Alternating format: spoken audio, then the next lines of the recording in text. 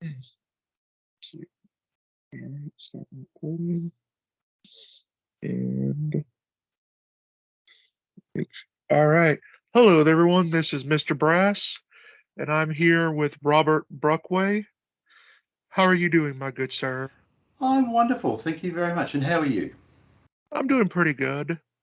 So, for anyone that doesn't know, I actually met Robert through Twitter and his association with Vernon Meeks. I've been on Vernon's show, and I've interviewed Vernon before, and I know you guys do a show yourselves. Yes, that's right. And actually, I was thinking we were going to invite you on the show as well. So hopefully, the next few weeks we'll be able to get you to come onto the show. Oh, that'd be lovely. I love that idea. So yeah, you, as everyone doesn't know, you're a men's rights activist, I believe, and Hi, go mhm, on. yeah. So I remember interesting thing is that in a show that you and Vernon had actually talked about is how feminists are actually probably the best advocates for MRAs because they actually attract more people to become MRAs than any MRA could actually do. Absolutely right. And first of all, yes, I am absolutely a men's rights activist. I'm also anti-feminist and an intactivist as well. So I know labels aren't very popular lately. I hear often a lot of young people sort of saying, "Oh, I don't like to use labels," but they can work for you as well. I'm happy to explain what I mean there. Oh yeah. So I mean, how did you actually get involved? Well, getting back to your previous question about feminism, so I actually heard about the men's rights movement through feminists. This would have been about 10 years ago, probably a little bit more than 10 years ago now. And I heard about these terrible people called MRAs and how horrible they were and so forth. And I started investigating and reading the sites. In particular, I started looking at A Voice for Men. And I found that I agreed with what I saw. Okay, so certainly substantially, right? And in particular, I realised a lot of these problems myself. But obviously, as a group of people working on this for a long time, the MRAs of the time had gone further. So there was a lot for me to learn looking at the various sites. Anyway, so yeah, so I saw things that for the first time in my life I found people who really saw the world the way that I did. And getting back to talking about feminists being I call them the marketing department. And I Mhm. realized that, and I've talked to a lot of people since, the route that I took is a very common one. So they will talk about us, about men's rights. A lot of people will look at that. Of those people, some people will agree with what they saw. And of those, some people will stay. And as a result of that, a fairly high proportion of MRAs have first heard about men's rights through feminists. So thank you very much, guys, for that. Yeah. Well, what's actually funny is that that sort of applies to me as well because, well, I mean, it was actually sort of funny how I had remembered how I had first heard about feminism, like when I was in elementary school, and like I had just heard, oh, it's just this good thing for women, and I said, oh, all right, that sounds nice. It sounded lovely and stuff. I sort of could get along with it, and I remember like in I think it was middle school was like I actually had a teacher that said to me something like, well, I mean, here's what was funny is I had heard it again in middle school, and what I did is that I wanted, because I have this sort of weird thing where sometimes, even to this day, I still do it, where Mm-hmm. if I hear an interesting concept, I want to see like the antonym, like the opposite of it. And so I heard feminism again, and so I said, huh, that's an interesting concept. And so I said, all right, well, what's the opposite of feminism? And I looked it up on Google and I ended up finding men's rights activism on through Google. Mm-hmm. And And you, yeah, go on. and like the one of the first people I saw was Warren Farrell. Yep. Yep. Mhm. So it's interesting. Men's rights activism. I think that the term does to a certain extent. It means different things to us than it Mhm. does to say in the media and so forth. in the media. And by the way, one of the great things about all this is that I can be completely open about all this. I can say that, feminists are helping to recruit MRAs and so forth. And the hatred of us is so substantial and so ingrained that they can't stop themselves. They can't stop talking about us. It doesn't matter. I can tell you exactly what's going on here and so forth. So in terms of the terminology, I often joke that it's a bit like Reds under the bed. If you believe the media, we're everywhere. Okay, every time there's a problem, it's the MRAs again, right? So we must be everywhere. Okay, so we must have sleeper cells all over the place, right? In actual fact, and Paul said this a few years ago, Paul Elam, he said that he thinks that there aren't that many MRAs in the world, and I tend to agree with that. But anyway, in terms of broadly, a lot of the media and so forth, and a lot of feminists and so forth will talk about MRAs being all over the place, whereas I would take a much more narrow view of who's actually an MRA versus, say, somebody who is interested in men's issues or is even part of the manosphere, which is a term I'm happy to talk about. That's a whole other kettle of fish. Oh yeah. Yeah. Oh, trust me. I mean, I engage in men's rights talks, and I would say probably the incel community and the hookup guys, the pickup guy, the PUAs. Like they both would probably hate my guts because I've actually gone after both of them before. So a lot of the manosphere is a very broad term that covers all those groups you mentioned, as well as men's rights and MGTOW and even some others. And I always say that there's a lot of people who have recognised the issues facing men and boys, but we disagree on what to do about it. So there's throughout the manosphere, even the PUAs will agree with us on a lot of the issues and so forth. They say yes, those issues are real. And there are even some feminists like Christina Hoff Sommers and Camille Parlier and so forth who agree on the issues. But then where we all disagree is on what to do about it. And that's how I see the manosphere, as I said, in terms of having those different groups. So the manosphere is a very broad term, and as you note, the different groups don't necessarily get on, and so forth. Yeah. Because one of my biggest criticisms of both the incel community and the PUA community is that despite having this sort of more detached, in the case of the incel community, they have more of an attached view, but they have this sort of approach to women where, like, my criticism was that despite, saying about how to be independent and stuff like that, they end up reaffirming sort of gynocentrism where they both define themselves by the women that they can get or the women that they want to get. Yep, absolutely. And there's a lot of gender essentialism in there as well, I think, where there's a view that there are innate differences between genders that are in a sense immutable. Now, I think that's true to a certain extent, but my view is that it's far less true than many people argue it is, and that the differences outweigh the similarities in general. Well, yeah. Well, I mean, what people don't realize is that, people like to think of biology is just like its own thing, and it has and social roles don't come into any factor into it. And I'm like, well, no. I mean, if we evolve with society. And sorry, I meant to say the similarities outweigh the differences. I suppose I could argue it's 11 o'clock, and that's why I made. Sorry, but I misspoke there. My apologies. Yeah, but I mean, I sort of like how I don't know if you know who he is, but Brett Weinstein. I know well Uh, of the school. I should know it off the top of my tongue. Evergreen. yeah. I like the way he sort of phrased it, where we evolve with our society, and a lot of the things that are biologically innate in us, they're still transmitted culturally.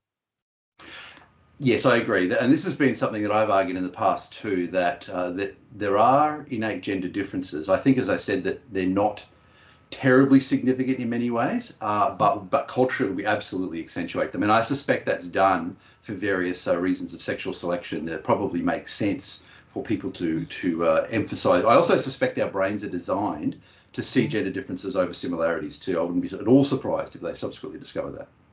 Yeah. Well, it's like, for example, I mean, it sort of goes against the whole patriarchy narrative that I also hear as well, because the patriarchy narrative that they seem to put forward is like this idea that we're the I don't know if you know this show, but it's the old what the Super Friends, the Oh, old I Super. do. I remember that from my childhood. Yes. Yeah, Go on. it's Yeah, sort of like, remember how they had Lex Luthor and all the villains that are crowded around a table? They that's seem to right. think that's what the patriarchy is, and we're just all sitting around and just like twirling our handlebar mustaches and saying, "All right, how can we make women's lives worse today?"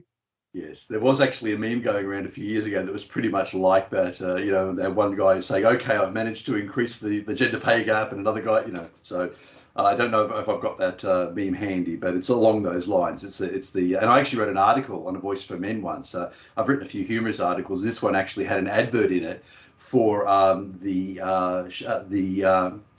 men in the dark room, I think. So the idea was that we wanted people to sort of sit in the dark room and think up ways of destroying women. So Mhm.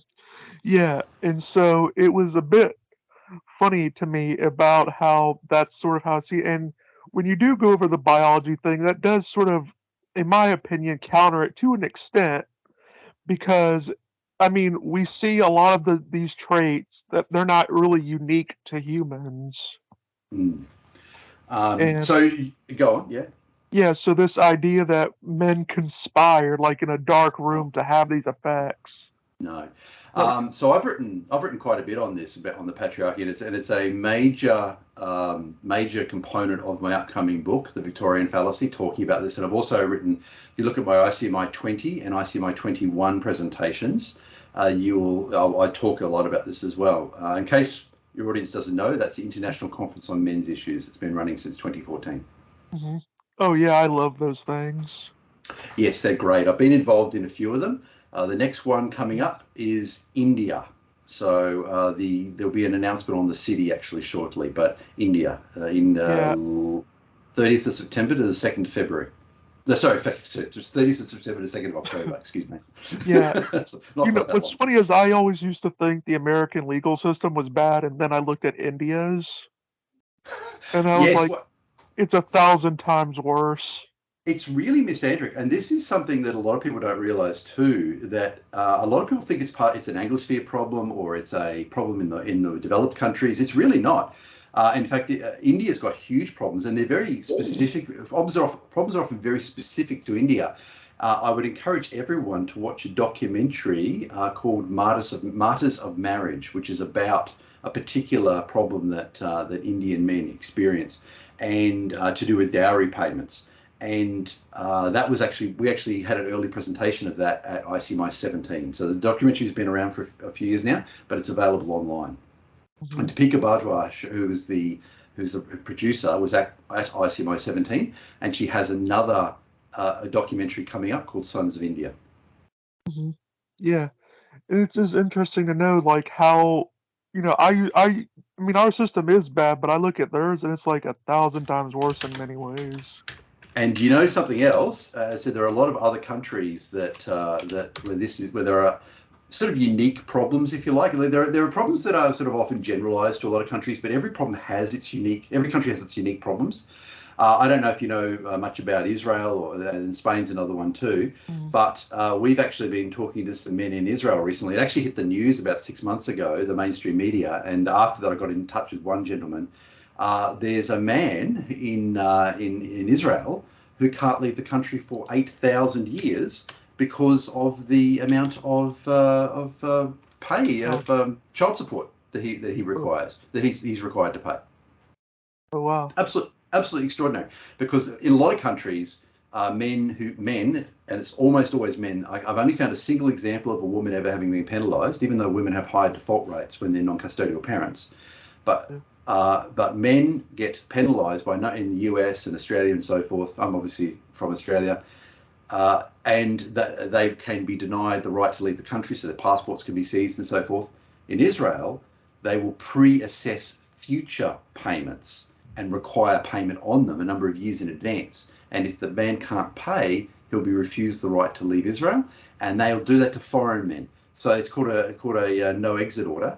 And that there are several. We think now there are several hundred men in Israel who are foreign men stuck in Israel without a right to work and owing the Israeli government huge amounts of money, and they can't pay because the only work they can do is illegal work, which is obviously low paying, and they've got no chance of getting out of the country. Mhm. Oh, wow. That is something. Well, I mean, you guys have sort of an advantage there in Australia because you're already a prison colony. That's right. Um, Um, yeah. So they don't really have to arrest you. You said you're already here. yes, I was going to tell. There's an old joke about that. So the British guy comes up to the Australian immigration post, and the Australian immigration officer looks at his British passport and he says, "Criminal record." The British guy says, "Didn't they still need one to come in?" Yeah. Yeah. Um, so, I mean, I always just think it is a bit funny how it is. I remember when Vernon came on here, I actually made a funny joke about him because he said, he's mixed race. Mm, He's um he's half Japanese, I believe, that's right. and half white. And I said, "Man, you have it the best of both worlds in terms of privilege." Yeah, it's interesting. So Vernon's fluent in Japanese, of course. He did some of his schooling there. I think he may have done all his schooling actually there, and that's actually really cool from our point of view because we have sometimes we have trouble keeping in contact with different language groups. There are men's rights activists or something very similar to men's rights activists in many different countries, and we do have problems keeping in contact because of language barriers sometimes. So it's really nice that Vernon is fluent in Japanese, and he's also able to give us an interesting perspective because again there are things going on in Japan that are unique to that culture, and he's been able to give us a really on the ground view of that because he's lived there. I don't know if you've heard of grass eating men. Oh yeah, I've heard of Yeah. that. They're basically the MGTOWs of there. Yeah, it's similar. I guess there are some differences to MGTOW, but it's sort of more of a grassroots movement. That's not where the term comes from. But yes, they're essentially just disengaging, minimizing their involvement in hard work and high stress work and doing minimal work. And so there are definitely similarities to MGTOW. A lot of them, yeah, avoiding relationships with women, and it's actually unlike MGTOW. Grass eating men have been mentioned in the Diet, the Japanese Parliament. So they're taking it very seriously, which we haven't yet seen anything like that, as far as I'm aware, in any Anglosphere country. Mhm. Yeah, and what's a bit funny is how like I've actually looked this up, and where there is sort of I mean, they're not officially like an ethno nation, but there is like a big feeling of that in Japan. Mm. Yeah, actually, it would almost be fair to say that, I suppose, because I think Japanese immigration is based on descent, Japanese descent, I think, and I understand it's pretty difficult for not someone who doesn't have a Japanese ethnicity to obtain citizenship. There's actually an English speaking woman. I watched a few videos she did recently, and she was born in Japan, and she's got permanent residence in Japan, and she hasn't been able to acquire citizenship yet. So, and I think it does extend outside Japan. That's one of the two major ways that citizenship is conveyed. But I do think that non-Japanese people who are not ethnically Japanese, I think, have a fair bit of trouble getting citizenship there, at least from what I've read. Well, they actually have a word for them. They're called gaijins. Yes, I've heard that word. Yes. I guess Hmm. broadly means foreigner. Yeah, Yeah, basically, it's also can be a slur. I've heard it's slightly rude. That'd be my understanding. Yeah. Yeah. So I mean, I do always find that funny how they sort of had that. I remember recently they actually had I think it was a former prime minister or something there that got shot. That's right. Yes, that was a few months ago, wasn't it? Or I think so. I think so, Yeah. which was interesting because the dude that shot him actually made the gun. Oh, is that right? I didn't realize. Yeah, I must admit, I didn't look very closely into it at the time of what had happened. yeah, But I didn't realize that he actually manufactured the weapon. Wow. yeah. Wow. I mean, it Did he was treat? poorly made, but it was good enough to get the job done. Did, I actually read a few years ago that it's possible now designs exist to develop firearms that are essentially 3D printed that will fire safely once or twice. Yeah. And that's pretty much enough for a lot of situations, unfortunately. So there's Oh potentially yeah. quite a lot of danger there in terms of what happens in the future there. Mhm. Yeah.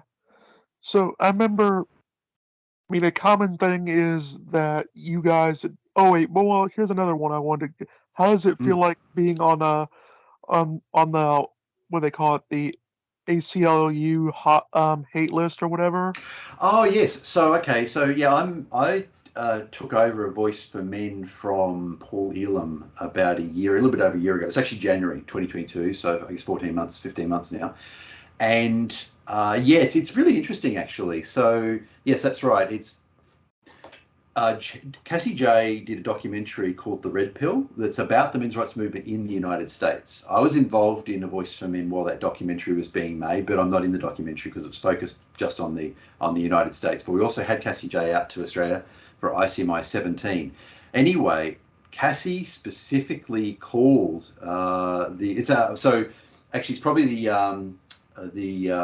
Southern Poverty Law Centre you're thinking of. They're the ones who have declared Yeah, A that's Voice what for it Men a is. hate site. Yeah.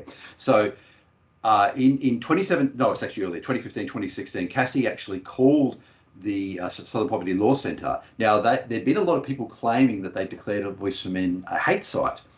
And she actually called the Southern Poverty Law Centre and said, and interviewed them and said, do you consider A Voice for Men to be a hate site? And they said, no, we're not really happy with them. And they listed a few reasons why they're not happy with, but we do not classify them as a hate site, right?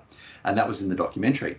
And then a few years later, 2018, 2019, they actually did declare A Voice for Men to be a hate site. And I actually emailed Cassie when that happened. I think I was one of the first people who reached out to her over it. And she actually called the Southern Poverty Law Centre again and confirmed with them that that is the case. And so, of course, it's on their website. So yeah, getting back to your question, how do we feel about it? It's kind of funny. I'd almost say it's a status symbol. It doesn't really matter in the sense that it hasn't really. I don't think it's really harmed A Voice for Men. The Southern Poverty Law Centre's lost the respect people had for it over the last decade or two. Particularly, its position in the world has declined. The FBI used to take a lot of information from them and work closely with them. They stopped doing so around about 2014, 2015. So I'd have to. Oh, don't quote me on the exact year, but it was somewhere around there. So they've lost a lot of status and they're seen very much as a partisan organisation now. But I will say, and probably partly as a result of that, A Voice for Men is banned on Facebook. You cannot type the URL in and post it. If you attempt to put a link from A Voice for Men onto Facebook and post it, it will actually lock up your set. It was kind of, I think they improved it now, but originally it would lock up the window you were typing into and you couldn't even delete it. So it was kind of annoying. A few times I'd accidentally type it and then not thinking about it, hit enter and I'd end up with this stuck window that I couldn't get rid of. And Paul Elam's also banned. There's actually a banned list that the Facebook post. I've forgotten the name now, but I do have it. I do actually have it on a site called Wiki for Men, one of our other sites. And Paul is on there. A Voice for Men is on there. And a couple of high-ranking Nazis are on there, actually, who are dead. And one of them we know died in 1945 because he was hanged. And the other one is definitely dead by now and probably died, probably in the 70s or 80s. So I think that one had escaped justice, but was on there as well. I can't think of the exact name now. I'd have to look it up. Man, But they're really. but it's a bit silly actually to have Paul Elam and A Voice for Men on the same list as a couple of Nazis who we know one of them was definitely dead in 1945. Yeah, and didn't even get a chance to go on Facebook. No, it's a very strange thing the way what they've done. I'm one day hoping they repeal it. By the way, it was very easy for me to defeat. So if you use something like a proxy, I don't know if you know much about IT, but there are things called reverse proxies. If you use a reverse proxy, that won't work. I did try that. It actually works for a couple of hours, and then their servers pick it up that it's actually a reverse proxy pointing to a Voice for Men, and they ban that as well. Or they block the redirect. However, there's another way you can do it, and it took me 2 hours to code it one Saturday morning. So we have a site called Wiki for Men. That's a site we run parallel to A Voice for Men, and I wrote some code on Wiki for Men that basically it scans A Voice for Men, finds any articles that don't already have links on a Wiki for Men, and creates a new article. So there's a parallel article for every Voice for Men article. There's an article on Wiki for Men that directly points to it, and it basically says that Facebook, the Voice for Men is blocked on various social media sites, and there's a link below just click on it to look at the image, the article. So you can, so I just run that periodically, and one of these days I'll automate that, and I'll run that periodically, and it updates it, and any link on A Voice for Men is now on Wiki for Men, and you can post the Wiki for Men link. As I said, it took me 2 hours on Saturday morning to write that code to get that working. So But since you said you coded, does that mean that you used to be like a journalist for like a mainstream outlet, and they fired you and someone told you to learn to code, and now you just code? no, my background is in IT, so you will see me occasionally make. I don't talk about my personal life very much at all, but I will say my background is on IT. I am a Linux user, and that I will certainly admit to. And I'm sitting here talking to you running over a Linux system at the moment. I don't use Windows very much at all. But anyway, so yeah, my background is in IT, and I'm good enough coding that I can certainly knock out scripts and so forth to get that sort of thing done quite quickly. So yeah, that was something I wrote probably about three or 4 years ago, not long after they banned us on Facebook. I mean, I've actually talked to Paul Elam myself before. I had him Great, on for an interview, great, and excellent. it was a nice chat. I mean, I pretty much talked to everyone. I talked to Hannah Wallen. Nice, Um, nice. I talked to Lauren Brooks. Yep, I talked to Vernon. yep. So Um, I know all the people of which you speak, and I have met quite a number of them in person thanks to the ICMI conferences. They're a great opportunity for people to get to meet each other in person. It helps build trust too in the community. yeah. The person like that I would love to be able to talk to the most is probably Karen Strawn. Yeah. Uh, you wouldn't believe like how much of an influence she's been in my life. Oh, look, she's done some great videos, and I've met Karen. I met her at I first met Karen in ICMI 16, and then we had her out to Australia in ICMI 17 as well. So it was she's done many fantastic videos, and she was really out there fighting the good fight very early on, along with Paul and a number of other people. And yes, Karen's videos and Paul's stuff and so forth were really very influential for me when I was getting involved as well. Mhm. Well, I mean, for like a thing that really got me interested in her was well, I mean, I had actually watched some of her videos, but a thing that got me interested was some of her views on helping people that have been like men that have been abused um by by by like women in their life. Yeah, Like yeah, she's given some talks about that and how to help men that are yeah. going through that. And I No, mean that stuff really helped me out in my life because I'd actually had been abused by an ex in my life. yeah. I'm sorry to hear that. It's all too common, unfortunately. And it's interesting that a lot of countries, including my own Australia, are now looking at passing laws criminalising coercive control. In actual fact, research suggests coercive control is something that's more often exercised by women than men, but that's not what they're talking about. These laws are very gendered, and it's going to be about criminalising behaviour of men if they're engaging in coercive control or anything like it. But unfortunately, all too often, women get a free pass. Not always. Sometimes the behaviour is so egregious that even the state has to look at it, but all too often, unfortunately, they get a pass. Yeah. I think Mike Buchanan, I think he had actually said that if if we treated men and women equally, like in the legal system, at least in the UK, yeah, that is, I think he said something like you could release like more than maybe half of the prisoners in there. Well, look, if you hold everybody to the same standard, yes, we'd certainly see a lot more women in prison than we do now. I'm not sure if you're aware, but there are actually some feminists, and it is only a minority, but some feminists either want to massively reduce the female prison population, or in some cases completely eliminate women and close women's prisons. One of the there was actually a study done in the UK, and it was led by, it wasn't, I don't think it was actually a government study, but it was led by a member of the, it was led by a member of the House of Lords, and they recommended eliminating women's prisons and possibly keeping one for a very small number of violent women. And they basically said as one of the advantages of this is these buildings could then be repurposed as men's prisons. Mm. Isn't that convenient? That's lovely. Yeah. Um, Yes. I mean, quite frankly, at this point, I'm thinking that they're just doing this so they can have more prison labor.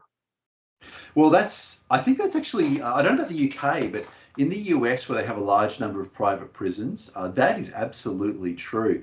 So the proportion of, I think something like 1% of the US population is currently in prison. It's absolutely extraordinary. Now, if you consider they're virtually all males, you're essentially looking at approximately 2% of all males. And of course, if you just look at adult men, it becomes even higher.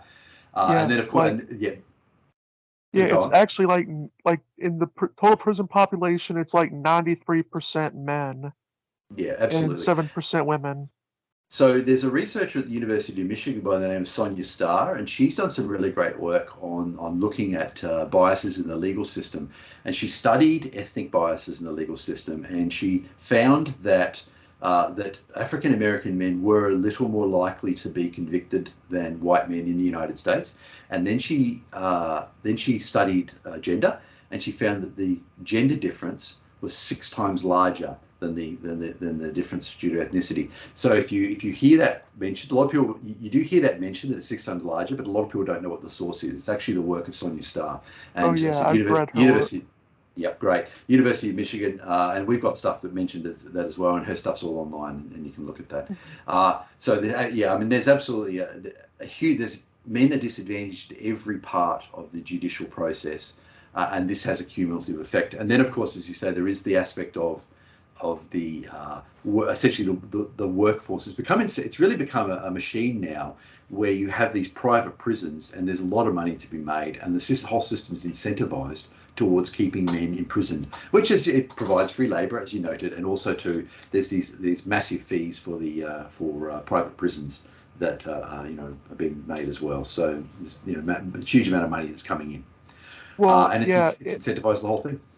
yeah. Well, in America, our amendment that abolished slavery, it really it said, this abolishes slavery except in cases of except for prisoners. And when you look at the road gangs and so forth that have been used in the US and I think still are being used in the US, it's looking pretty close to slavery, actually, isn't it? Because you've got these men who are being forced into hard labour to build infrastructure, and yeah, they're essentially being paid nothing or a trivial amount of money to do it. And many of them, it's really questionable how they got in there. Either they've been falsely convicted, or perhaps a non-custodial sentence would have been more appropriate and would have been likely in a lot of other countries as well. Mhm. Yeah, and being someone that I mean, so that is people don't often realize that they say that America abolished slavery, but technically, in our amendment, it actually has an exception for prisoners. Yes, yes, I do know what you mean. That's right, and I understand that they probably had in mind there that, well, in some cases, prisoners will be doing labour, and that may be quite reasonable. Yeah. But I think if the system is relying on it in the way that it is, I think it's become very dangerous, unfortunately. Well, yeah. Well, I generally could see the argument if, like, say, someone was making the argument that, let's say you have a man that killed the father of three children, and so what they're gonna do is that they're gonna have force him to work in prison in order to, you know, pay pay for the children, whose father Yeah, they took away. yeah. Which, as far as I know, they don't actually do that. The money effect, the state effectively keeps all that money. I Yeah, I suppose you know could, they don't do yeah, that, but I'm saying, yeah. like, if that was the argument that they were making, I Mm. could say, all right, there's a case to be made there, but Yes, that's I can not see even where how you they come. do it. That's right. Yeah, I can see where you're coming from. That's right. Paying recompense effectively. But yes, the Yeah, state's effectively the one benefiting from it, or large yeah, corporations that have contracts with the state. yeah. So that's how I could generally see it, and I think that's sort of just goes to show how. I mean, I actually made this sort of interesting perspective when it came to race and gender. I actually talked about it when it came to me and Hannah's discussion, where I said, if me as a white dude and I had a black girlfriend in my black girl in a car, and we were driving, and the police pulled us over, it would be far more likely that I would be the one arrested or shot than it would be my black Mm. girlfriend. And Yeah. statistically speaking, that works out. Yes, to a large degree, it is the fact you're male that's right. That would predicate the police response. Absolutely. Yeah. Mhm. So I said we have a pretty selective racist system here. I mean, because it seems like we favor black women over white men. Yeah. Yes. It's well. This comes back to gynocentrism, which is something that Mm, we've talked about and so forth. And it's I'd say feminism is a form of applied gynocentrism. So mm, we do talk a lot about feminism and having to shut it down and so forth, but it's not just about that. Even if feminism were to disappear tomorrow, which might happen actually, the way things are going, yeah, gynocentrism would still exist because traditionalists can be gynocentric too, just in a yeah. different way. Oh yeah. Oh, trust me, I know about that. On my Twitter, I constantly go after tradcons, and I've Yeah. been so glad to see guys like Vernon doing that more often. Absolutely, and that's very much the camp we're in at A Voice for Men as well. As I said, that was the type of thing that attracted me. My view is that the law should mention ethnicity and gender as rarely as is practical. So one of the things we're looking at the moment actually is an amendment to the Australian Constitution, which would give Indigenous Australians of what's called a voice in Parliament. Exactly what that means is a bit unclear, but my opposition to that is essentially my fundamental belief that the Constitution already mentions ethnicity, and I don't think it should mention ethnicity anymore. And possibly we should try to remove the ones where it does mention it. But yeah, we certainly shouldn't be adding it anymore. Yeah, I mean that is a good point. I mean, it's sort of this interesting how it's even funnier when you break down like in terms of prison stats a lot of other factors that go into it. Mm-hmm. And because I actually remembered how I've actually said feminists have actually made a sort of racist argument, but for men, because a typical thing that some racist people will say is that slavery is what made black people better athletes, and that's why that they're dominating all the sports. Sorry, what did you say? I didn't quite catch that. It made black people.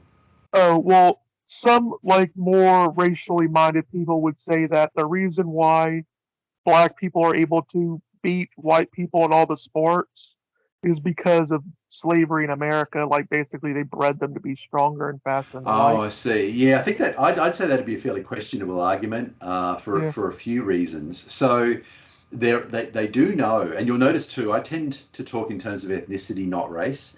yeah, The reasons for that is because I mean it's interesting. It's sort of to me, dividing the world into black, white, Asian. It's the world is a much more varied place than that, and about yeah, 90% of all genetic diversity is in Africa, right? So I don't know if you're familiar with the out of Africa theory, but essentially there's something called the founder effect, where if a small population leaves an area and populates a different area, the original population will have greater genetic diversity, and that's one of the reasons that they argue in favour of Africa being the origin of humanity, because that's where most of the genetic diversity is. Anyway, so in terms of race, yeah, I view I don't tend to try to put people in those boxes. Because I recognise there's a huge amount of variation within Africa and also within well, Asia and so forth.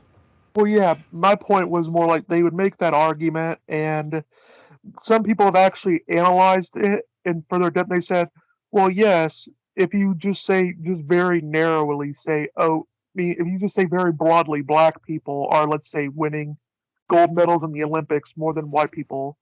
But they said we can go even further than that, and we could say we can narrow it down even farther, and we can find that, like, most of the people winning medals and winning all these prizes in sports, they come from a specific village in Africa. Oh, that's interesting. That's interesting. Which could actually be an example of the founder effect. Because I was going to offer suggestions like African Americans may on average be taller than Caucasians, and therefore that would offer an advantage. I know there are some ethnic differences in muscle response. There's something called fast twitch and slow twitch fibers.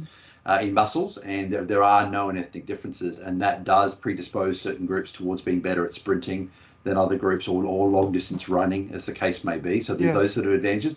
That's interesting. I think you're basically talking about the founder effect again there, where you're saying that a lot of people were brought over because a lot of people who were descended from American slaves came from West Africa, not only but largely from West Africa. So I Yeah. guess if there were particular characteristics that were present in that area, that's Well, interesting. I mean, it's more like it's a specific village in Interesting. Africa.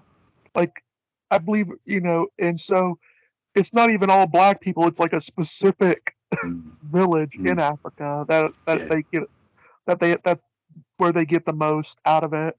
And that's sort of my Yeah. point when it comes to, let's say, feminism, where they'll say the patriarchy and they'll say that, oh, men are on top. And I like to point out, well, if we narrow it down even farther, like what do these men have in common? And Mm, what's a funny thing is that most men at the top tend to be taller than the general population. mm. There is a correlation with height and success, especially in men. Absolutely. Yeah. Are you familiar with the apex fallacy? Oh, yeah. Yep. That's when So basically they define success by who's at the top and they don't ignore the bottom. exactly. So feminists are classic for the apex fallacy, and that's really where we started talking about the term. They look and they see most people are successful and draw from that therefore men are more successful, and it doesn't follow at all. It is true that most people at the top are men, and there are a number of reasons for that. Including often a greater focus and a greater drive towards one area. That's something we see a lot in men. And there's also something called male variability. That's a significant component in that as well. So male variability, and this male variability is, I mean, it's interesting. It's still called a hypothesis, but I have to say at this point the argument's pretty much done.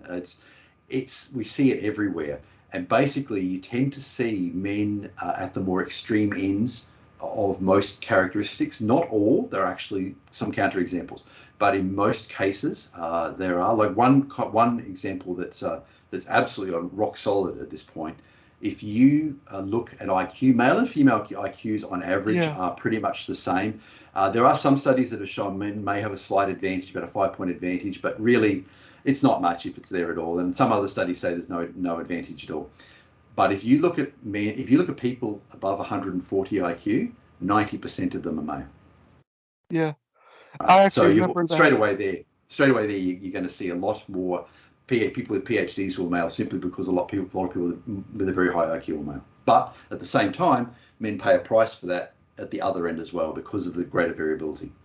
Well, yeah, but I also like to. So my point really was about how people will define the success broadly and say, all right, this is one category, but we can delve in deeper and see even more disparities in like how it's actually not even entirely like all men in the group. It's a specific subset of men. With specific characteristics, you mean? Yeah. Mm. So I mean, like for example, I brought up height. Like I think the average millionaire or billionaire in America is like 6 feet tall. Yeah, I wouldn't be surprised. And I think there are probably some other characteristics too that probably go along with it, like health, and probably correlate as well. But yeah, the link between success and height in men, I think, has been well known for quite a while. There's probably a few reasons for that, and I suspect it goes both ways. That people view few taller men as more competent in general, and tall people as more competent in general. But at the same time, yeah, I do think it probably is a positive feedback loop to a certain extent there in terms of the Yeah. success. Well, I think it's also because they're easier to notice. They sort of Mm, stand out in the crowd just yeah. naturally. And it correlates with health. Height correlates with health as well, intelligence to a certain extent. And so I think that a healthier person can put more effort into something if they choose to do so, because they're not constrained by their health. So we hear about, say, CEOs often working 70, 80-hour weeks. Now, I don't want to work 70 or 80-hour weeks in a job like that. But Yeah. most of the people who do are men, and perhaps most of the ones who are most capable of doing so. I mean, Well, yeah, I mean, and well, what's funny is what people don't consider is that there's often a trade-off that comes with having that sort of lifestyle. oh, absolutely. Yeah, Yeah. because I mean, well, I've always said it like this is how there's an inverse relationship between power and privacy, where Mm-hmm. the more power you have, the less privacy you get in life. Yes, I think that's the basis of Prince Harry's book Spare, isn't it? He's been complaining quite a lot about that. Yeah, but I mean, there is some truth to that. There is. That's right. He was born into that situation. Didn't really get a choice about it. Personally, I don't think it'd be such a bad situation to be in, but never Yeah. having to have money worries or anything like that. But I do concede there is a price to be paid. Yes. Well, yeah. I mean, it's more like, well, I mean, I think it's sort of why how you see so many actors that end up, committing suicide and stuff, because many times some of them are born into, they're self millionaires and stuff like that, where they were actually born and sometimes in poverty, and they seen the glamour in the life, and they see, oh, this would be great, I want to have this life, and then they actually get the life and say, this is awful, Yeah. I have no privacy, everyone follows me around everywhere. uh, So there are people. So there are people who are rich and famous, right? yeah. There are even people who are famous but not really rich for various reasons. And there's another group of people who are rich and not famous, and they try to keep a low profile. And I think that makes a lot of sense. And Yeah. I know I've personally encountered some of these people in my life. You come to realize that they're very, very wealthy, right? And they make a great deal go to a great deal of effort to stay out of the limelight because they Yeah. realize, I think that's right. The best thing would be to be wealthy and not famous, and so to be able to enjoy their wealth without having being hounded by the media all the time. Yeah. And so I think people don't often realize that that's often a sacrifice that does come with getting power. Yeah. And what's funny is like people don't really prepare women for that. Like when they want to push women to succeed and get these jobs, they don't really teach them about the trade-offs. They only teach them about the luxury that comes with it. Oh, I see what you mean. So this actually kind of ties into an idea I've been thinking about recently, where they talk about, they say, oh, women, we were told we could have it all, but we can't. But Yeah. only men can have it all. I don't think men can have it all, and by this we talk about having a family life and a work life and so forth. Many men who are there working, they sacrifice a lot and they miss out on a lot of things with the kids and so forth, Yeah. and I don't think they got it all at all. So the women, I think, who were told, like you're saying, they were told about not told about the costs of having power. They're also told that I can go out and have it all and discover they can't and get really upset. But I don't think men can have it all either. It's just perhaps we're probably brought up to be a bit more realistic about it. Yeah. I'm a parent, as we talked about. I've got a daughter, and I've been very fortunate. Unlike many men in the men's rights movement, and who are looking at men's issues, there are a lot of men who are alienated from their children or who are denied access to their children. I'm very fortunate that I've always been able to be in my daughter's life, and yeah, I've always been very active and involved and so forth, and I'm so thankful for that. But anyway, yeah. But even so, I still can't do everything. So there are things I have missed out on that I've wanted to go to, but for various reasons I couldn't. For various commitments that I had, I couldn't do it. And so I don't think that men can have it all, even though the women are told they can have it all and get disappointed when they can't. I think we need to expect everyone needs to realize that men can't have it all either.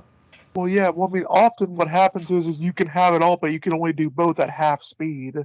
Yeah, well, that's what I mean. You're going to miss out on things. There are when my daughter was a baby, I was very fortunate that I was there for a lot of firsts, but Yeah. not all of them. I was there when she had her first solid meal and so forth. And it's fantastic that I was able to do that. I wasn't there when she walked for the first time, and the reason was I was on a business trip in another country, and she walked while I was overseas. And it happened to be that her grandparents, her mum was actually visiting her parents, so the grandparents got it first, and I thought that's fantastic. I don't feel I missed out, but it just happened to be that she walked while I was in another country. So yeah, there we go. It was a business trip. So you can't have everything. Yeah. Well, I mean, isn't it funny how you spend like the first couple years of your life as a parent trying to get your children to to walk and talk, and then you spend the rest of your life trying to get them to sit down and shut up. Nice, I like it. And I was there the first time my daughter talked too. So I've been very fortunate to have got a lot of firsts, probably more than most men, and because of my particular circumstances. But yeah, but you can't have everything. So Mhm. Yeah, and what I often do find funny is like how a thing that gets me interested is in this whole stuff is history and seeing how feminists often butcher history in order to push a narrative. yes, Like that. there's this Go. there's this weird narrative that feminists argues that women were not allowed to work all throughout history, and it's only recently that they've been allowed to work. And it's rubbish. Yeah. And I like to think when I first got involved about 10 years ago, I used to hear that a lot, even from our side, and that subsided a lot. Perhaps I've been part of that, about getting that message across. I hope so. But that is something that I've really pushed. Absolutely. Historically, and I know some of your audience are going to be shocked by this, historically, women worked. Think about it this way, okay? Society has become progressively rich, and for all our talk about people not having enough today and so forth, the truth is today's society is richer than it has ever been, and that's true all around the world, by the way. Even the poorest people in the world today are still richer than the poorest people were 100 years ago. Now, when I was born, there were 4 billion people on the earth, and 2 billion people were going without enough food.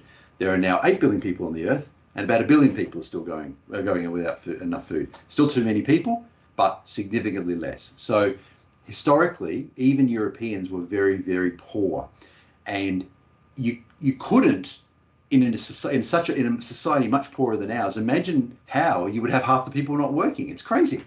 Everybody had to work. A lot of things we've turned up show what could be seen as very, very modern ways of doing things. If you look at Europe, there were a fairly substantial number of women in trade guilds. Now, it was a minority. Women were always a minority in the trade guilds, but they were certainly there. And there was an interesting phenomenon that's been shown. They found a number of cases of this, where a man and a woman, remember these are young people, raging hormones, right? They're sort of going into the guilds about 14, 15, graduating, in their early 20s. Through their apprenticeship. They would often get married while they were in the guild, and then they would graduate in some trade, and they would start a business together. Now, we're talking about 14th, 15th, 16th century in Europe this is going on, right? And what would happen is the man and the woman would work together in the trade. Sooner or later, the woman would get pregnant, and she would shift to part-time work. So the husband would keep working full-time in the trade. The wife would be there. They'd have a house probably behind their business, their shop. And the wife, either pregnant or with a baby on the hip, or with a baby on the hip and pregnant, would be helping out her husband work part-time. Now, how modern does that sound? And we're talking about, it's 14th, 15th, 16th century. And there are even cases where the husbands died and the wives continued on, because by then they were older and the kids had grown, and maybe they were even doing it with some of the kids. They would keep the business open and continue operating the business after the husband had died. Now, this is something we associate with the 21st century, and this was happening hundreds and hundreds of years ago. Yeah. That's just one example.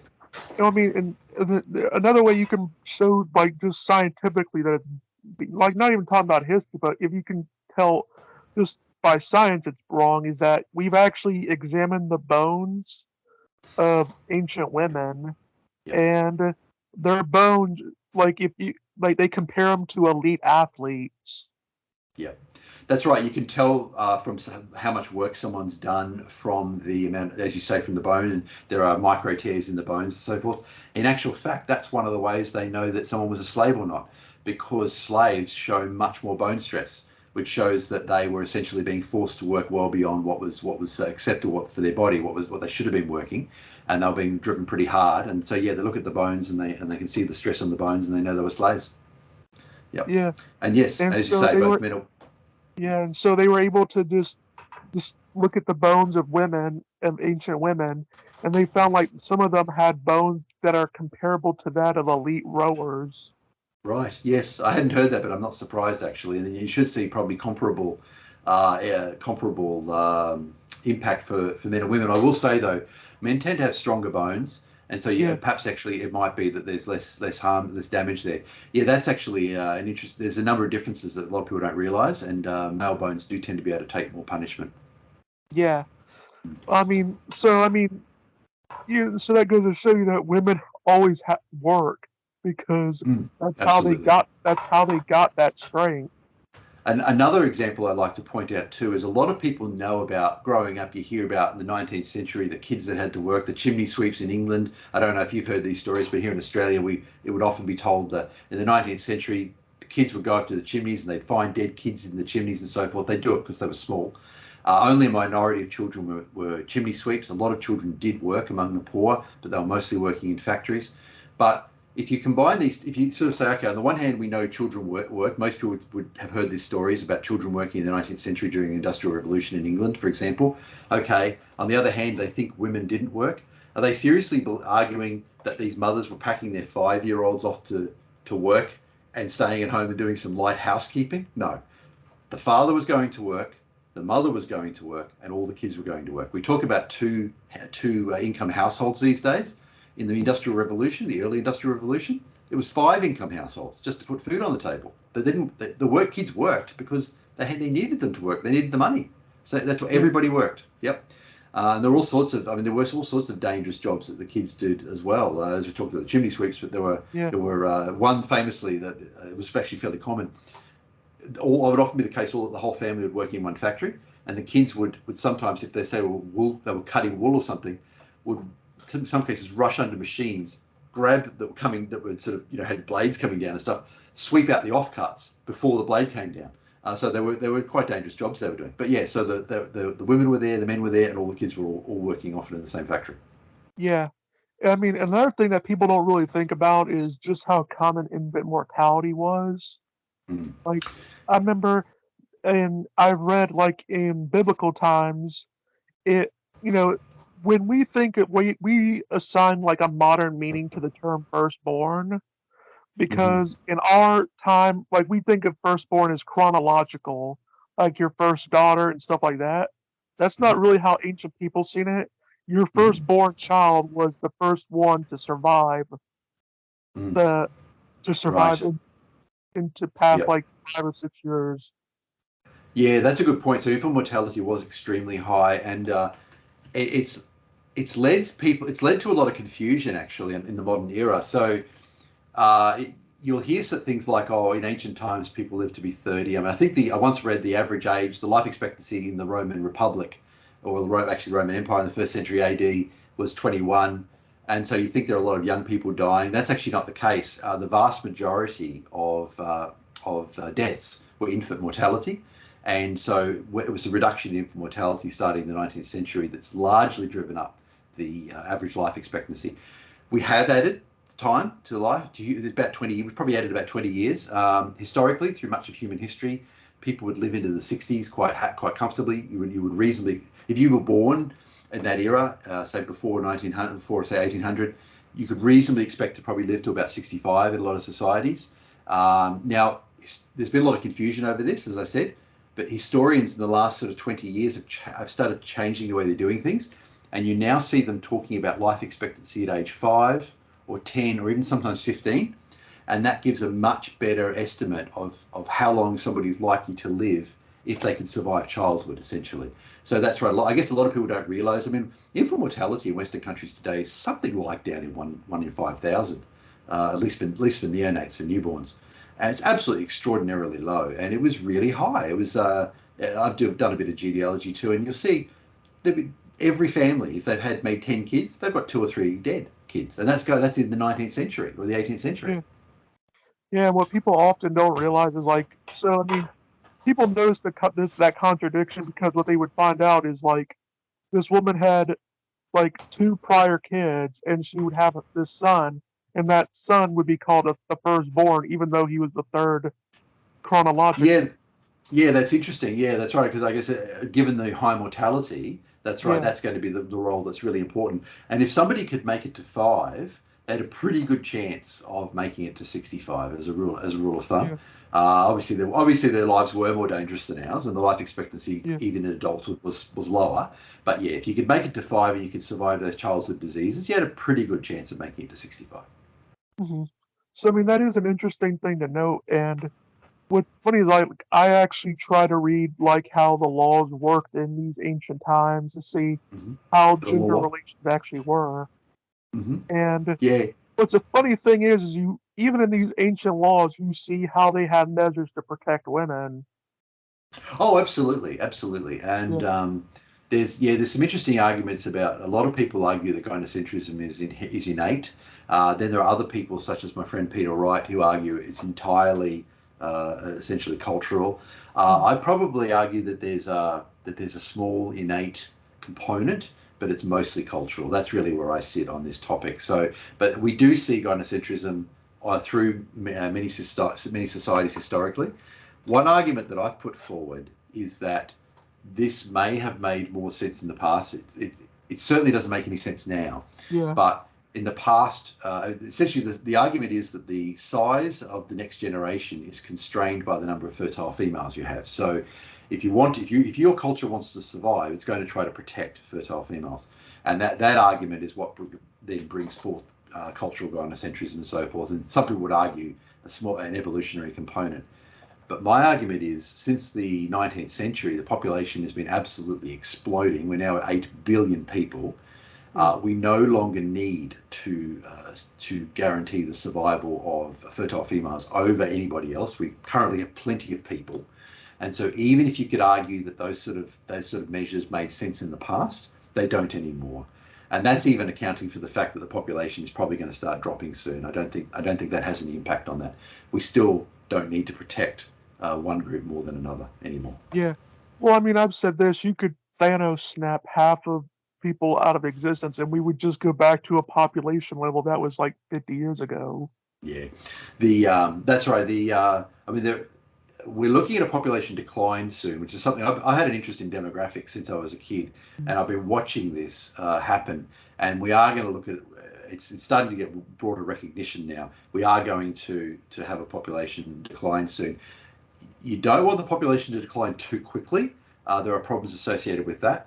But broadly, if we as long as we didn't let as long as the population declined at a reasonable rate, yeah, we could reduce the population to 4 billion or 2 billion quite comfortably. In fact, I kind of think a planet with 2 billion people would be kind of nice, actually.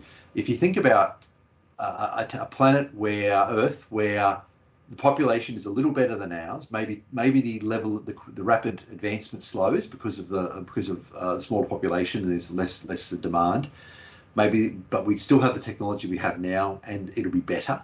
And you end up with a population somewhere around 2 billion, maybe at the end of the 22nd century or 23rd century or something like that. That could be kind of a nice planet to live on, I think.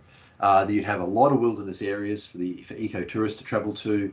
There'd be a lot of areas that could be left completely natural, and yet there'd be plenty of land, plenty of good land for humans to live on. I think it could be very sustainable, and I think that would be a nice area to live in. So as long Yeah. as you don't mess it up. Hmm. Well, I mean, yeah, technically speaking, everyone could probably fit into Texas. It would be cramped, but Yeah.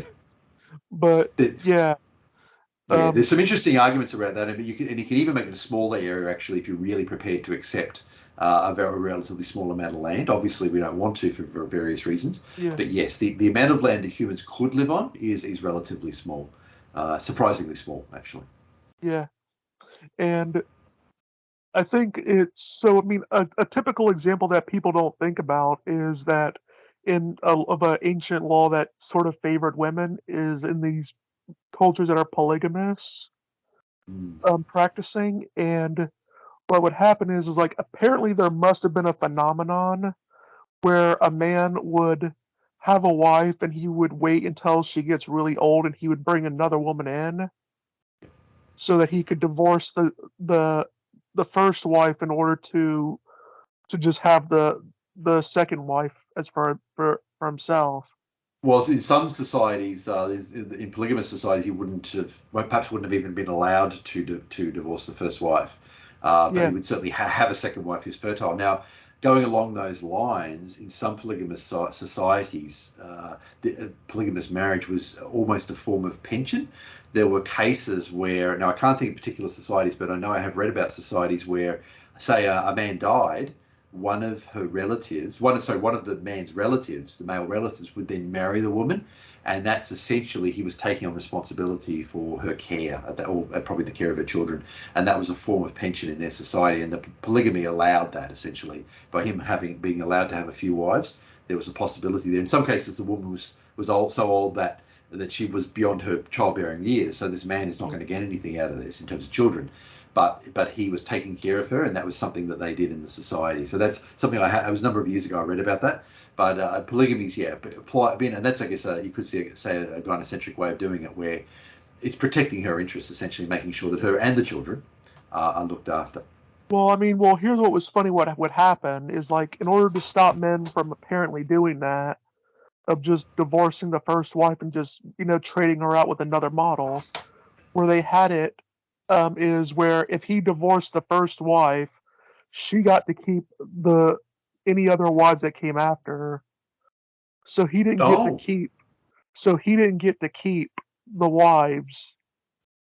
so if he's keen on number two, he's gonna lose her. So he's, Yeah. So I mean, yes, right. yeah. So he can't just divorce the first wife. She'll get the other wife. Right. Okay. Yeah, and I haven't read about that, but that's interesting. Yeah, and so it imparts a price for him. A lot of societies too. I mean, it's difficult to talk about sort of across the entire world and history. There've been Yeah. so many different societies and so many different ways of Mhm. doing things and so forth. But many societies did protect property rights for women, and women were very certainly very influential in society. In some cases, they had formal roles as well. So it's this idea of the patriarchy is just wrong in so many ways. And I've talked about this in presentations and articles, and I can talk about a few of those sort of things, but there are just so many ways that it's wrong, and it takes a while to understand it all. And I would just encourage anybody who's looking into it to really, if you think that the patriarchy exists, study it. Read the stuff we've looked at. Not just me. Peter Wright as well has done some great stuff. Vernon's done some great stuff. Paul, Karen Strawn. There's a whole bunch of us who have talked about these things, and look into it. Well, I mean, another thing that people don't think about is the fact that monarchy is like our oldest form of government, and a monarchy, by definition, has a queen in it. Oh, absolutely. Certainly, I'd say certainly probably the oldest form beyond hunter-gathering. Yeah. Certainly, yeah. And yes, so I have in my book, The Victorian Fallacy, I one of the points I make now, feminists will say, you say, well, what about this queen or that queen? And they will say something like, uh, occasionally a woman was able to transcend patriarchy. That's their justification. But if you actually look, the proportion of leaders who are female is very, very high. And in actual fact, my book's been a little bit delayed because I've actually found so many examples that I was trying to incorporate that it's delayed the book for a couple of years. And I've actually had to draw a line in the sand on the first edition and say, okay, I'm not putting anybody else in after this date, and that they will be in the second edition because I really do need to get the book out. Now I'm going from memory now, but I think the figure in Europe was something like 18%. Now they may say it's a patriarchy because it's not 50%, right? But many societies do preference men for leadership roles, but there are a few reasons why they do that. And one reason I'll be talking about this in the book, is I've realised that when women want to be in leadership roles, men by and large let them. And you see this historically, and you see it in the modern world too. Joan of Arc is a classic example. I mean, she was a 14-year-old girl, and somehow she ended up leading an army. Now, can you imagine what sort of patriarchy would let a 14-year-old girl lead an army? Time and time again, when I look at these women, they wanted to be in leadership roles, and all the men are like, yeah, no problem. and Yeah. they let them do it. And this is something, as I'm talking about in the book. And I don't hear historians talking about this much. So anyway, that's one example of it. But there are other reasons too why women are in the minority. But to a large degree, they didn't want to be in leadership roles. It was actually a pretty dangerous place to be. But the noble women, aristocratic women, had a lot of soft power and they were in the ear of the king all the time. And you see this time and time again, and historians will admit this. Oh, we think that he did this because his wife, we know she had a preference for this, and he went with her choice. And time again we see this. Female aristocrats are very, very influential. The wife of the king. I mean, have you ever heard of the Sultanate of Women? That was in the 16th century Turkey in the Ottoman Empire. The Sultan ended up becoming completely divorced from the country, the Ottoman Empire that he was the leader of. And his mother and his wife and a few other women were essentially running the Sultanate, running the Ottoman Empire. And they basically they got themselves between everybody and the Sultan. And he was only getting his information from these women. And they would filter the information to deliver the information they wanted to the Sultan. And he would be the one who'd make the pronouncements. But he was completely cut off. And that went on for a few decades. That's another example. All sorts of these examples, all through history. Women were very involved in politics in every society I've looked at, and often it was informally or indirectly, and sometimes it was directly when they wanted to be. Another thing that goes against this whole hostility in ancient times is also how, if you just analyze their language, you'll see positive things about women even mentioned in the language. Mm-hmm. That's a good point. For example, in Hebrew, the word for compassion, the root word of it actually means womb. Right, I didn't know that actually. That's an interesting example. Yeah. They equated being compassionate with being a woman. Because I actually haven't talked about language in the book and about that aspect of language. Maybe that's something I should look at for a future edition, actually. I do talk a lot about religion, and you see this consistently through religions. People aspire to be like their gods, right? In polytheistic societies. If in a patriarchal society or a society that was actually oppressing women, you would not see powerful female goddesses or powerful goddesses who are anything beyond mothers and carers and so forth. But you do, time and time again, like people like Athena, goddess of wisdom, and that she's not unique. There are many other societies that also have female goddesses of wisdom, and there are. I mean, that's redundant, but also too, goddesses of war is another one that is seen in many, many different societies. The Greeks and the Romans had male and female aspects of war, but many societies actually had goddesses of war. And this is something you see, and I guess it probably runs parallel. I actually hadn't thought of that aspect, and I think that's something I shall include in a future edition. Thank you. I want to look into that.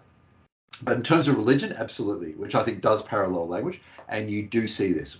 These very powerful female figures in some of them are obviously in what we would call traditional feminine role aspects, but there are many other aspects as well where goddesses are involved. Yeah, and I mean, the common go-to so-called misogynist that they tend to go to is Aristotle.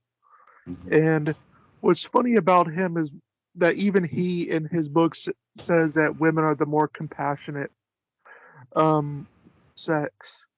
And it's interesting. So in medieval Europe, we often hear a lot about medieval Europe being a very misogynist society and so forth, and how Christianity was really down on women and so forth. But in actual fact, the mainstream view among European Christians is that women were morally superior to men. And this is where Peter Wright and others argue modern gynocentrism, the extreme form of gynocentrism that we have, came essentially from medieval Europe. And you see that women are very much held in high regard. And there's other aspects too that I've mentioned recently, actually, and I talk about in some of my stuff in terms of women actually being viewed as having a higher sex drive than men. This is actually a discussion that came up on Twitter recently. I think you might have seen that. And so it was generally regarded among medieval Europeans that women had a higher sex drive than men. They also believed that married women, if they didn't have sex regularly, would actually get physically sick. And so sometimes their husbands actually had to have sex with them as a cure. That's actually true. Yeah. So, I mean, the husband was happy. Well, not always, actually, not always. There was one guy, so medieval Europeans had something called the marital debt, and that meant medieval European Christians, and that meant that a husband and wife, both partners, and this is something feminists claim that men had a right to sex with women. In actual fact, In Christianity, both men and women, husband and wife, have a right to sex. In Islam, both husband and wife have a right to sex. In Judaism, only wives have a right to sex, husbands don't. And after reading that, I discussed this with a number of Jewish people who I know, and it's well known within Judaism this is the case. Wives have a right to sex and husbands don't. And it even prescribes, by the way, how often the husband should have sex with them based on his occupation. The Torah actually prescribes that. But in any way, medieval Christians had what they called the marital debt. And Purple Motes is a site written by an academic by the name of Douglas Galby, who we've spoken to, and I've spoken to. We've published his material on A Voice for Men from time to time. He's done some great stuff, particularly on medieval Europe. He's got one article that I've forgotten the gentleman's name now, but the poor guy, he married a widower. So his husband had died. I don't think he'd been married before. This is well documented. He married her. This is the 14th century or somewhere along those lines, maybe 12th or something. Anyway, he married her, and Petra was her name. And Petra liked sex a lot. And he wrote to the church and complained that his wife was wanting sex 15 times a day. Now, bear in mind, he has to give her sex because the marital debt says he has to. It's the law. It's canon law, right? He wrote to the church and complained about this. They basically wrote back and said, "Suck it up, you married her." Yeah. Yeah, I mean that's probably how she became a widow. Possibly, that's right.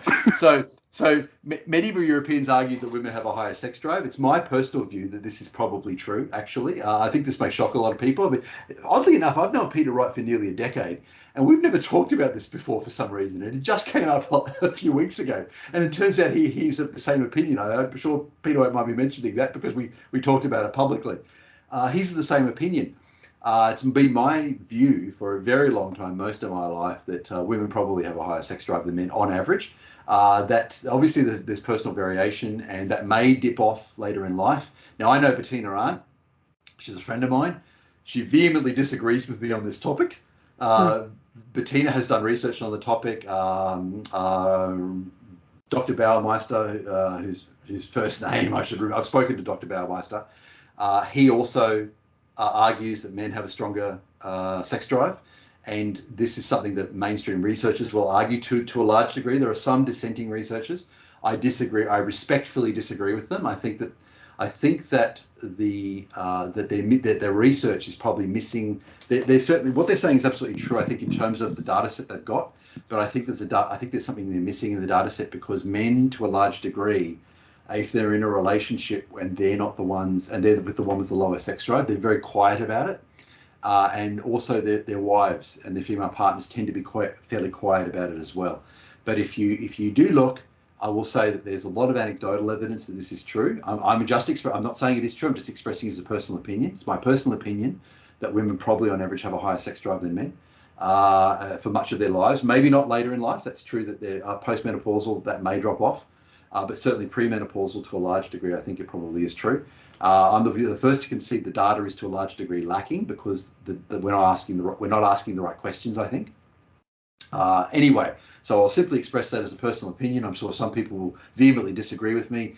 I am working on some presentations in that regard. I've got some data that alas, because we've got so many areas we're looking at, I haven't properly compiled it yet. One day I'll get to that. But it is an interesting area, I think, to look at. And there are a variety of reasons for this. By the way, so one of the arguments, I think, that men initiate sex more often than women, and that's something that's absolutely true. And there are reasons for that. There are different ways of approaching sex drive, and men are more likely proactive. And there's terms that the psychologists use, responsive. So women are more likely to have a responsive sex drive, where their sex drive is more likely to be triggered by something in particular, whereas men are more likely to have a spontaneous sex drive, where they're more likely to suddenly want to have sex. That's absolutely true, but it's not universally true. There are a fairly high proportion of men who have a responsive sex drive, and also a fairly high proportion of women who have a spontaneous sex drive, and that's missed a lot of the time too. So there's a lot going on. But I do think, maybe the case that it may turn out that they're not that different, but I certainly don't think that women have a much lower sex drive than men. And I know many people are going to disagree with me on that, but I think it gets mistaken for the fact that men are more likely to initiate sex a lot. Mm-hmm. Yeah, I remember a common thing that people will say is that women, men age better than women. I do think that's true, actually. Yeah. Oh, well, I mean, what I always joked about, and I said, it's not that men age better than women, it's just that we die before we hit the ugly tree. No, I actually kind of think it might be true. Maybe, I mean, some sort of perception. Maybe there's something innate or a cultural. But looking at older men and women, there's a lot of older guys kind of look really good. I think and they're just kind of walking around a lot of confidence. I mean, there's a joke about Tom Cruise and the female. His name Oh yeah, escapes I me. remember that. Yeah, that's circular. You see Tom Cruise and the female star into the Top Gun movie, and such a difference. But I don't know. It could be cultural, or maybe something is innate about it. But a lot of older guys do seem to be quite physically attractive and very masculine in that sense.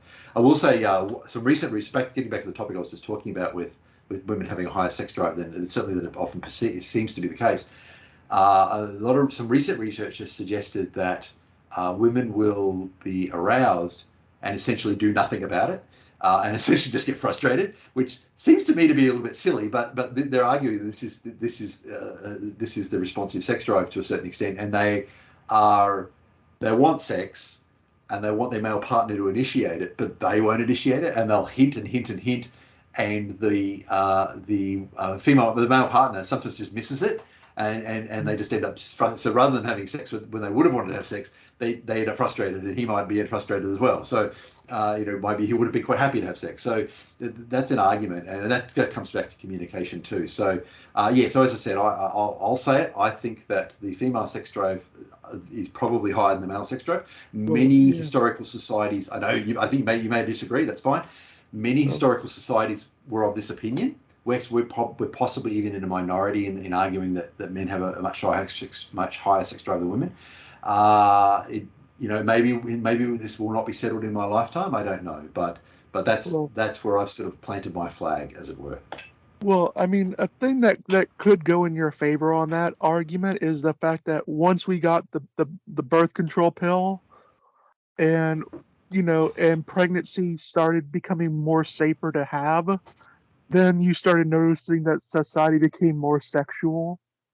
That's a good point, and women certainly. If you look now, you do see a lot of young women complain about a lot of the men out there, and they won't commit and so forth. But there's an awful lot of sex going on, and really everybody is free to say no. If you're not comfortable having sex with someone, don't. Okay, ignore societal pressure. It really won't come down on you. Just don't. And I always think it's really interesting that the number one feminist issue, absolutely number one feminist issue, is abortion, right? And if you look at feminists talking about abortion versus children's rights, or abortion versus some other issue, every time the mainstream feminists will come down in favor of abortion rights, okay, whether you want to call it pro-choice or whatever, and I'm actually not making a value or a moral judgment there at all. I'm simply saying that feminists will come down on the side of abortion, the choice to abort a child, to abort a fetus, all right, over every other issue, okay? Now consider this. That issue, abortion, whether you want to call it choice or right, it only matters if you're having sex with a man. Okay? If you're not having sex with a man, it is a non-issue, right? Mm-hmm. So the number one feminist issue is a direct consequence of having sex with men. So why? Because these women want to have sex with men a lot. Mm-hmm. Yep. Yep. And I mean, it sort of goes into the whole mindset of where, I mean, it's also not just that they want to have sex with men, is they want to have sex with like specific types of men. Oh, absolutely. Hypergamy is real, absolutely. And I've had it put to me by a female anti-feminist. She's not an MRA, but she's a anti-feminist. She argued that men might be hypergamous in different ways, and I'm willing to concede that. So hypergamy essentially means that the individual is essentially trying to Well, first of all, maximise their own choice in mate, and I think that's obvious. It makes perfect sense, and it's entirely rational. It's not, and it's not a criticism of all at all to say that women are trying to get the best man they can, and that makes perfect sense. And men are trying to get the best woman they can. And hypergamy also talks about the idea of trading up. Now, women are more likely to divorce and end a relationship. An interesting example has come out just recently. We've had same-sex marriage for about 10 years now in some jurisdictions. There's some US states, for example, that have had it for about 10 years. Lesbians have the highest divorce rates. Yep. Do you know who has the lowest divorce rates? Gay men. Gay men. Gay men. Gay men have the lower divorce rates than heterosexual couples, and lesbians have higher divorce rates than heterosexual couples. Clementine Ford recently claimed that women divorce because of patriarchy. I'm sorry, Clementine. If women divorce because of patriarchy, then why are lesbian divorce rates the highest, right? So hypergamy is real, I think, and women are more choosy in mates in a lot of cases. Although, as Peter Wright and others have been saying, we're underestimating male choice in mates. We're actually a dual choice species, but women do tend to be more choosy, and as a result of that, the hypergamy is more pronounced, I think. And we are seeing the women look towards the higher ranked men in terms of those whatever rating categories they're using. So that's what we see with the higher divorce rates among lesbians and so forth. So yeah, but about in that case, they're being hypergamous to another woman. Now, as I said, this lady I was talking to said she thinks men are hypergamous as well. Fair enough. I think that's fair. But I think it probably is more expressed in women, and they're more likely to act on it. And that's why they are more likely to end relationships. They're more likely to initiate a divorce. Well, yeah, I mean, well, here's the thing. We always focus on divorce when it comes to relationship breakups, but even when it comes to just regular, boyfriend-girlfriend relationships, they found that women are more likely to be the dumper than they are to be the dumpy. Absolutely, that's right, and that's right. There are a variety of reasons for that, and as we talk about, they're wanting to make sure they've got the best options available. Some people have argued that is a result of the higher amount of resources that women have to put into gestation.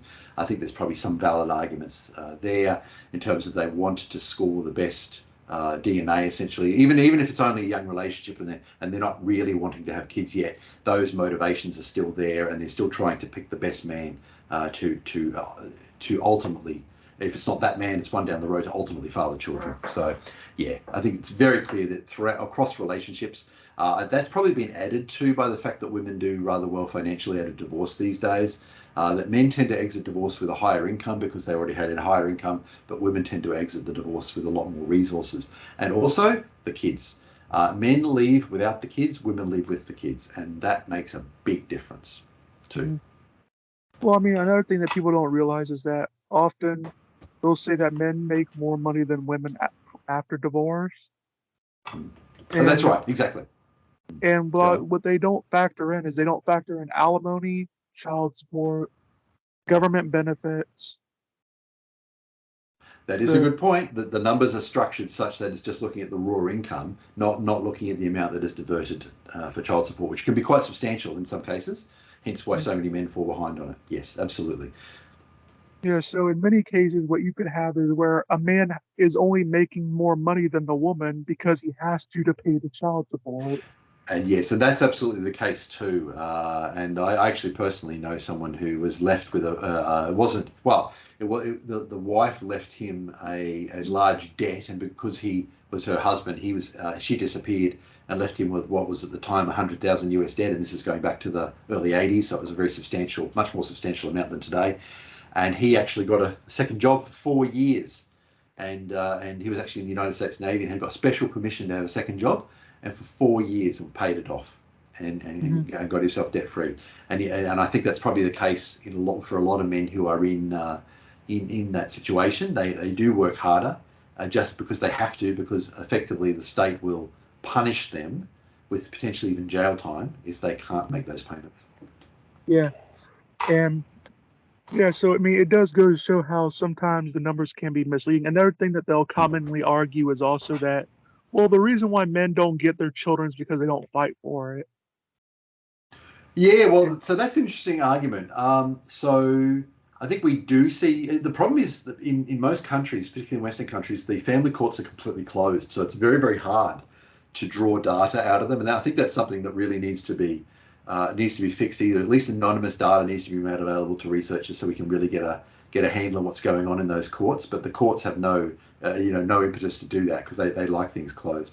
But certainly that we know there are men who fight. But in addition to that, I suspect there are a lot of men who on the surface it may appear they're not fighting, but they wanted to, but they knew it was hopeless.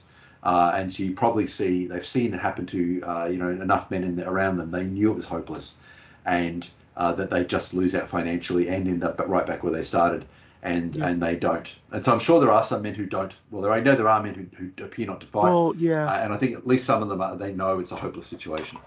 Well, yeah. A lawyer online. I can't remember his name. He was a divorce attorney for 20 years, and he says, when I get with a man and I deal with his divorce and the kids in custody, I tell him, yeah, don't fight it. Yeah. Because what you're going to end up doing is you're going to end up spending most of your income maxing out your credit cards, and you're not going to get your kids. So the best I can do for you is I can just try to get you the most time that I can possibly get you. Yeah, exactly. That's And yeah. mhm. As you say, and I'll go. mhm. Yeah. And so that's generally and what people don't realize is that the men that because they'll point out that men that do fight it tend to get the children more, and they don't realize that the reason why that is because the men that fight are very wealthy. That would be an observer bias. That's right. They look at Yeah, the men who, and that is true. Feminists will point that out, that a high proportion of men don't fight it, and those who do have a high chance of getting good access to their children. But as you say, it's an observer bias. The men who fought were the ones who could fight. yeah, They were better educated, they were more eloquent, and they were wealthier. yeah. I mean, because it's sort of like this: if Bill Gates is in divorce court and he's fighting for custody of kids or whatever, he could lose 70% of his income fighting it, He's and still fine. Yeah. he's fine. If a He's going to regular have a dude, team of lawyers. yeah, Yeah. and so I mean, if he loses and he loses 70% of his income, he's still wealthy. Whereas if a regular man loses 70% of his income fighting, he's homeless. Exactly. That's right. But as a matter of practicality, of course, we know in truth, Bill Gates wouldn't lose that much. If he lost Yeah, 1%, he'd be to lawyers' fees, and that'd be high. So yeah. yes, that's right. So I And mean, even yes, if I mean, you he go on. wouldn't lose that much money, but even if he did, he'd be fine. Yeah, and if he lost, and we do see a few. There've been a few divorces recently with Jeff Bezos, for example, where he had to give away billions to his ex-wife. I mean, that's money for the company that he built up. But you know what? He's still got many billions, and Amazon Web And he Services make and the Amazon. and he made the money back in a couple of months. Yeah, there's money still pouring in, exactly. So he's okay. That's right. Yeah, But yeah, actually, it's those poorer men, and they're the ones without a voice, and they're the ones that are out there, and they're suffering, and to a large degree, we're not hearing. I hear about them because some of them contact me, mhm, and other people in men's rights and so forth. We hear about them, and we try to get in some cases we try to publicise it. Not in all cases because they don't want that in all cases, but. mhm. Uh, but yeah, there's very little interest in the mainstream media, and we do actually. The mainstream media is not as the monolith a lot of people think it is. I've dealt with the media quite a lot over the last 10 years, not as much as some people, but I have dealt with quite a number of media agencies, and there are people in the mainstream media who are sympathetic, actually, and I've talked to a lot of them, and I've actually. I did an interview in 2017 on the Australian Broadcasting Corporation, which is a government owned radio and TV station, very similar to the British Broadcasting Corporation. In fact, it's modelled on the BBC. And one lady I spoke to, she interviewed me, and she was very fair in the interview. And she gave me time to put the arguments, and she asked intelligent questions. And it was a great interview. You can find that interview online. Part of it's actually on the 1 in 3 website. And she was great. She was surprised by some of the things I said, and she rang up experts, and they confirmed what I said or backed me up on it, for example, with their data, and that was great. I really appreciated her honesty and her forthrightness. So there are people in the mainstream media who are reasonable, but they're in a minority, and they are sometimes they're stymied from the inside. I've had that. I've actually been considered for a lot more interviews in the Australian Broadcasting Corporation. I've only ever done one or two. I've been considered for a lot more, and somebody higher up has knocked me out, and they said no interview. And I've been considered for several interviews with the SBS, which is a special broadcasting service, which is a station that which is essentially non-English speaking media in Australia and so forth. I've been 2 or 3 times I've been considered, and no. So both the ABC and the SBS are very pro-feminist organisations. I count myself quite fortunate to have had the interview that I had, and I think I may have had a second one at some point, but there would have been a lot more, but no, not happening.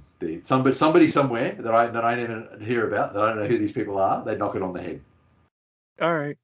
Well, we've gone past like the hour and 30-minute mark. I would like, can you tell the audience where they could find you?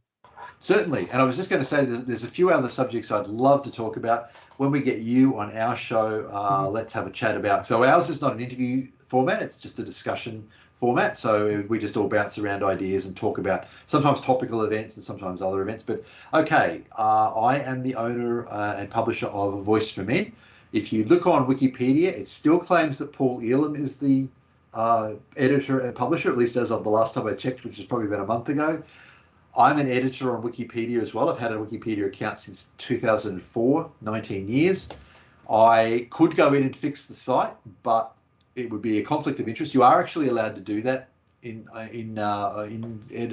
Wikipedia if it's just factual information. So technically I could go in and change that. That would be a legitimate thing to do even as the owner.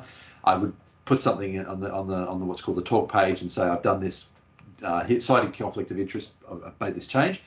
I haven't done it because I want Wikipedia editors I want to see how long it is until they figure out that their information is wrong on the site. Still claims Paul Elam is the editor and publisher. He's not. That's been wrong for over a year. He transferred the site to me in January 2022. I'm also the editor and publisher of Wiki for Men. Wiki for Men is a site that was previously operated by a couple of organisations, is now operated exclusively by A Voice for Men. I set up Wiki for Men in 2013. In fact, it's a bit scary. I looked at the date I set up the data, I loaded the database, and it was the 31st of December 2013. So that's what I was doing for part of New Year's Eve, apparently. I don't remember that. I thought I went out for a party that year. Maybe I did. But at least part of the evening, I was actually setting up a media wiki site. So, going on close. It's over 9 years old now. We're approaching 10 years old.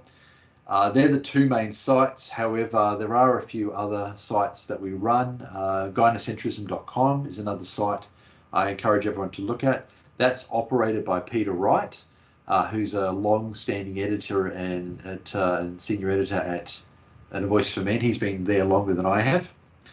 But A Voice for Men now hosts and supports Gynocentrism.com, but that site is Peter's.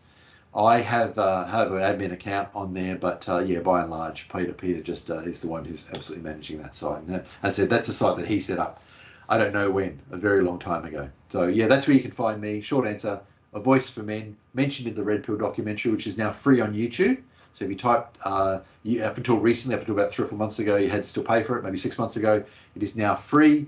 When I first saw it was free on the site, I was a bit concerned, but now I've confirmed that is legitimate. That was not somebody who just pirated it. It's legitimately free now. Thanks, Cassie J, for doing that. And that, interestingly, it's mentioned a lot in the documentary.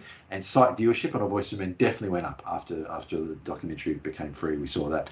So A Voice for Men. But you also see me on Twitter a lot and so forth. That's me. Yeah. So So what would your Twitter name? What's your Twitter name? I think I'm under Robert Brockway. Oh yeah. So let me get you the right Twitter handle.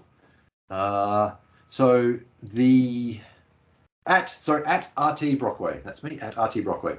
Now the A Voice for Men Twitter account is suspended. This was suspended from before Elon Musk took over.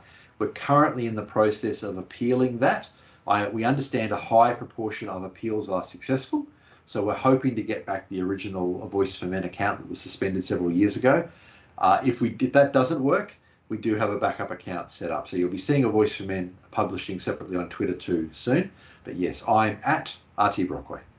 All right. And do you want to talk about any projects that you have coming up? I know you have a show with Vernon called Yes, the Goalpost.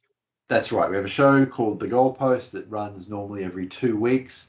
We talk about as topical issues, but we also talk a lot about things that have happened historically. I've got a great historical interest, as I've gathered you have yourself as well, and so I talk a lot about that stuff. And we talk about we've had a few opportunities to have some great topics of what's going on in Japan, all sorts of different things.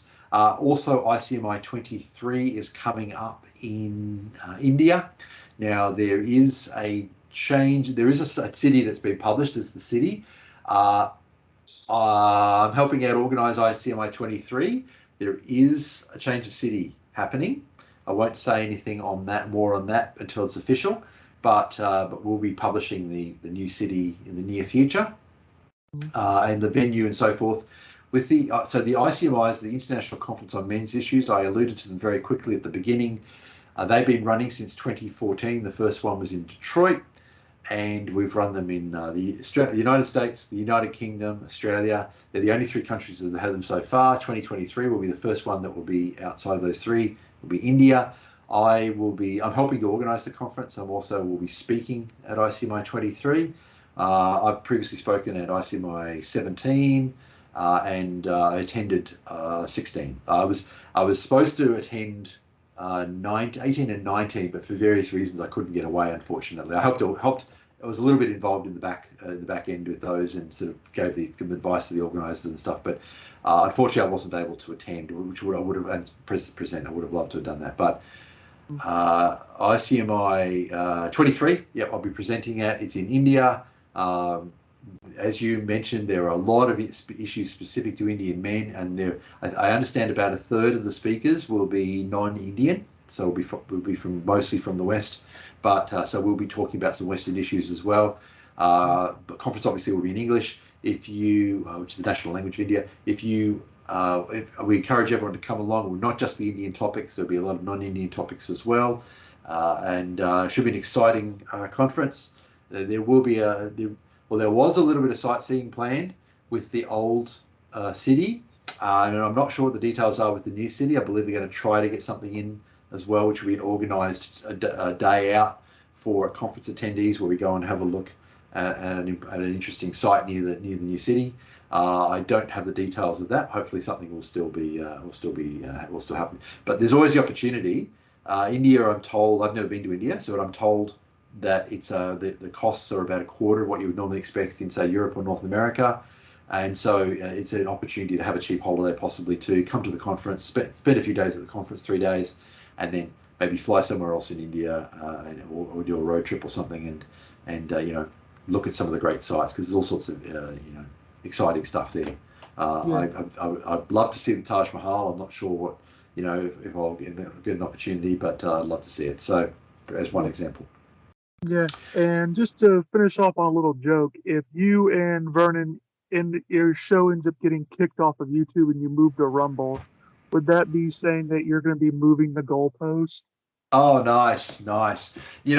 We might just have to. If we do have to move, I think we're going to have to steal that joke. We'll give you credit though. All right. If I could just want to mention one more project I've got before I leave. All right, sure. My book, The Victorian Fallacy. So I've been writing this book for 5 or 6 or 7 years now. I am on the home straight. It talks a lot about this. The focus of the book is very much, I have some original ideas in there, and I also bring in some ideas that aren't as well known. It's not all men's rights related, but that is very much the focus of it. I do talk about some more general things to do with agriculture and so forth, but the focus is very much on that. And obviously I'm the author. I would encourage everyone to read it, but I think my arguments: destroy patriarchy, and destroy a lot of the feminist arguments. A lot of the claims they make are based on historical grievances. The historical grievances are absolutely rubbish. I call them the feminist historical narrative. Absolutely rubbish. I prove it in the book. All right. Well, that is all for today. This has been the Brass Exchange with Robert here, and goodbye.